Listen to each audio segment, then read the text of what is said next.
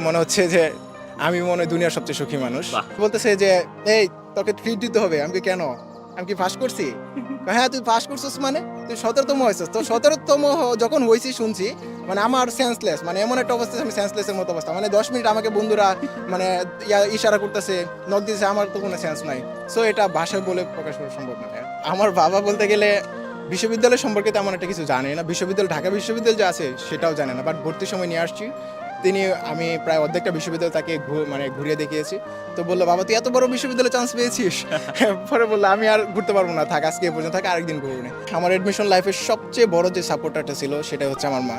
কারণ আমার রেজাল্ট শোনার পর আমার থেকে খুশি যিনি হয়েছিলেন তিনি হচ্ছেন আমার মা। সো তাকেই সবার উপরে রাখবো আমি। মহসিন ভাইয়ের ইংলিশ ক্লাসগুলো আমার খুব জোশ লাগতো। জুবায়ের ভাইয়ের জিকে ক্লাসগুলা।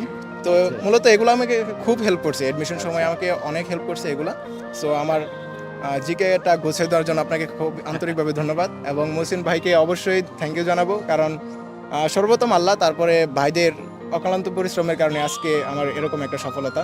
সো আমি এডুকেশন পরিবারকে অবশ্যই থ্যাংক ইউ জানাই আমার পক্ষ থেকে। ধন্যবাদ ভাই। আসলে বিশ্ববিদ্যালয়ে চান্স পেতে গেলে সর্বপ্রথম যেটা লাগে আসলে একটা সাজানো গোছানো প্রস্তুতি দরকার। রাইট। কারণ পড়াশোনা তো সবাই করে। বিশ্ববিদ্যালয়ে চান্স পেতে গেলে পড়াশোনা সবাই করে, কিন্তু সবাই তো চান্স পায় না। তো সবাই চান্স পেতে গেলে অবশ্যই তাদেরকে কিছু স্ট্র্যাটেজি মেইনটেইন করতে হবে। যেমন রিটেন পার্টটা খুব ভালোভাবে মেইনটেইন করতে হবে। প্লাস এমসিকিউ দ্রুত মানে অধিক পরীক্ষা দিতে হবে। সো ওই জায়গা থেকে আমি যেটা করতাম যে আমি রিটেনটাকে ফোকাস করতাম, শুরু থেকে প্রচুর ফোকাস করতাম। আমি প্রায় A4 সাইজের পেপার নিয়ে মানে আমি রিটেন পেজ বানিয়েছিলাম। অনেকগুলা 40টা পরীক্ষা দিয়ে আমি নিজে বাসায় বসে। তারপরে এডুকেশনের তো অনলাইন এক্সাম ছিলই, হ্যাঁ। প্লাস রিটেন এক্সাম তো ছিলই। হুম। আর সব মিলিয়ে আসলে একটা সাজানো গোছানো প্রস্তুতি নিতে পেরেছিলাম বলে আমি এখানে আসতে পেরেছি আলহামদুলিল্লাহ।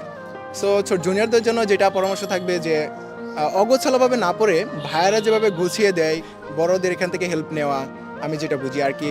সো ওই স্ট্র্যাটেজিটা মেইনটেইন করে তাদেরকে অবশ্যই পড়াশোনা করতে হবে।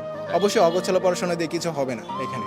আর আমার যারা জুনিয়র আছে আনন্দমোহন কলেজ, শুধু আনন্দমোহন কলেজ নয়, পুরা বাংলাদেশের যত জুনিয়র আছে তাদের জন্য একটা রিকোয়েস্ট থাকবে, তারা আমাদের এডুকেশনের ফ্রি ক্লাসগুলো দেখতে পারে। ভাইয়ের অনেক ভালো ক্লাস নেয়, আমিও এডুকেশনে পড়ে উপকৃত হইছি। তো তোমরাও সঠিক সময়ে সঠিক সিদ্ধান্ত নাও, এই আশায় আমি করি আরকি।